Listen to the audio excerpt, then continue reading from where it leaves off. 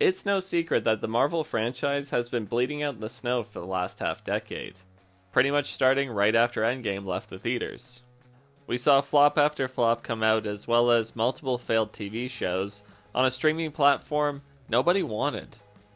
The once tightly written and well-crafted cinematic universe became a literal diarrhea explosion of the multiverse, which has led to the general decay of the overall narrative. Then of course there's the attack on the fans, the political activism, the heavy-handed messaging, and the race-swapped characters. We all know the endless list of reasons as to why Marvel has been in the acid-filled dumpster for the last few years. And just when I thought I had lost all hope, they released the Daredevil Born Again trailer. It's not entirely unpleasant seeing you again. Just when they thought I was out, they pull me back in. But hey, it's cool seeing Matt Murdock and Wilson Fisk together again, right? And look, there's the Punisher. Holy shit, this might actually be good. I can't pretend that this trailer didn't stir a little hope somewhere inside me. It's gritty, it's mean, and it hints to the great moral dilemmas of Murdock's character. And I don't think we'll see Daredevil doing any walks of shame or fighting a deaf and disabled Aboriginal woman. Hopefully, he's going to be taking on New York's underbelly and fighting men at least the same size as him. Overall, the trailer did a good job of bringing back the vibe of that original Daredevil TV show. And it's an energy I hope they follow through with. So after getting a little excited, I began to wonder if Marvel could actually make a comeback. Could Disney really undo all the damage it had done to the MCU and reinvigorate the fanbase? How about new, you crazy Dutch bastard? I mean, it actually seems like they're making an honest attempt to bring the audience back to the table. The Deadpool and Wolverine movie was, if anything, a huge and honest fanbait that ended up being Marvel's biggest win in years. They also announced Robert Downey Jr.'s return as Doctor Doom. And now, with a seemingly genuine Daredevil show on the way, it's beginning to feel like the winds are changing for the MCU. And the winds sound like nostalgia. It's clear at this point that Disney has come to the conclusion that the best way forward is to drip feed the fanbase back to life with member berries. Remember Wolverine? Remember Robert Downey Jr.? Remember Daredevil? Remember how good Marvel products used to be? Yeah, I remember that. The money has run out, and the executives are doing their best to steer this Titanic of an IP to a safe port before it sinks completely. However, while making this attempt, there are still plenty of icebergs along the way. Let's just look at what's coming down the pipeline this year. We have Captain America, We Can't Decide on a Name, followed up by the Thunderbolts, and the MCU's first Fantastic Four film. However, the Captain America movie is squaring up to be a complete failure, as it's done so many reshoots at this point that it will probably never break even at the box office. This is also following up a TV show that nobody watched, and where the only memorable thing that happened is a total meme. You've got to do better, Senator. You've got to step up. On top of all that, you have a guy with no special powers going toe-to-toe with one of the most powerful beings in the MCU. It's going to break the immersion once you realize that if the Red Hulk flicked the Falcon, he would turn into a red paste. It's pretty clear that nobody is confident in this movie, and the heads at Marvel are probably as excited to release the film as they are to eat their own shoes. And the Thunderbolts movie looks... engaging defensive measures. Oh my god. Boring. The latest trailer leaves a lot to be desired. A lot of the jokes fall flat, almost all the characters come from horrible TV shows or movies, besides Bucky, who is the biggest selling point in the film, but is certainly not enough to carry it alone. I mean, who do we have here? We got 3 characters from the Black Widow movie, the chick from Ant-Man 2, which until now I had completely forgotten about, and Wyatt Russell reprising his role as the US agent, which, you know, comes from...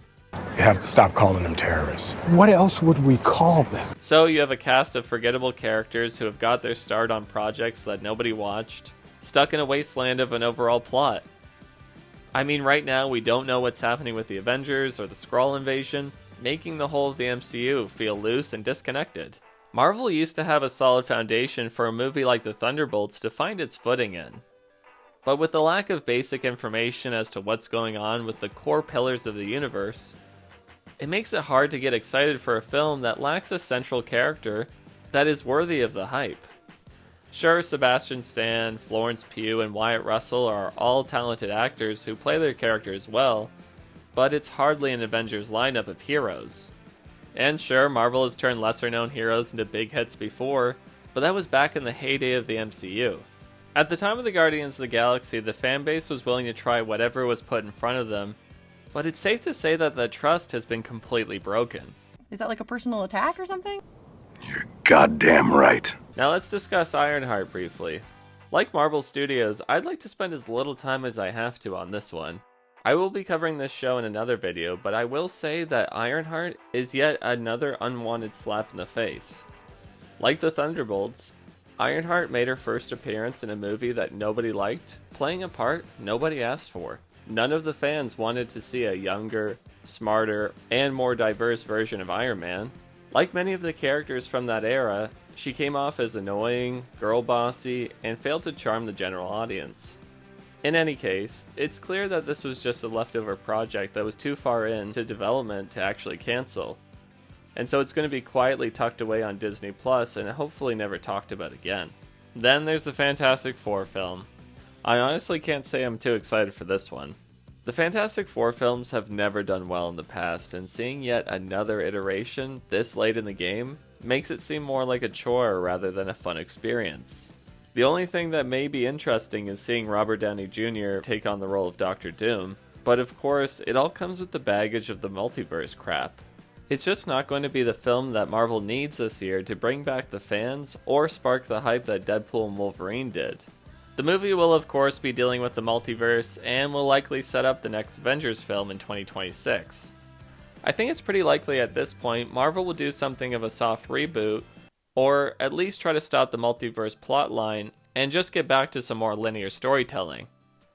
My assumption for 2025 is that showrunners are just aiming for mediocre. Play it safe, keep the audience happy enough, and avoid as much controversy as possible until they can get back on track. So really, all they want to do is be able to limp to the finish line. The executives have been bleeding cash. They have seen the writing on the wall, and they want to turn the clocks back to before Endgame. Apparently the reason Captain America, Brave New Activism, has had so many reshoots was because the original script was much more politically charged. And after some failed test screenings, they wanted to go for a safer play, which ended up completely rewriting the script and reshooting the entire film, which is something that would have been unheard of just a couple years ago. So it's clear things are changing, but is it enough for the fans? Can Marvel really be born again? Sure, the Daredevil show looks good enough to give it a fair chance, but after years of deliberate attacks on the fans, after the mocking and the belittling, the lecturing and the bickering, the accusations and humiliations, and so on, after all this, can they still be forgiven? Well, it is yet to be seen. But for my part, I don't think that my love for the franchise can ever truly be rekindled. I grew up on Marvel movies. I was quite literally the demographic that they were aiming at. A young teenager with a healthy obsession with comic book heroes. And the Daredevil show was one I watched over and over again when it came out on Netflix. But now, after all this effort that Disney put in to make people like me feel unwelcome as an audience member, I just don't know if I can actually return to the series in good faith. Sure, there'll be some films that I will probably enjoy as I am a comic book nerd and I still love these characters. But I will never be so dedicated to every film they put out or any TV show that they release. The MCU is still a total mess right now, and even if the next 3 films are fantastic, which they won't be, it still feels all too little, too late. Regardless of how it turns out, I will be there to make some horrible commentary and some very bad observations. So what did you think about the new Daredevil trailer? Are you willing to come back to the MCU? Let me know down in the comments, as I would love to hear your thoughts. And if you could hit that like and subscribe button, that would be fantastic. It would really help the channel grow, and I would really appreciate it.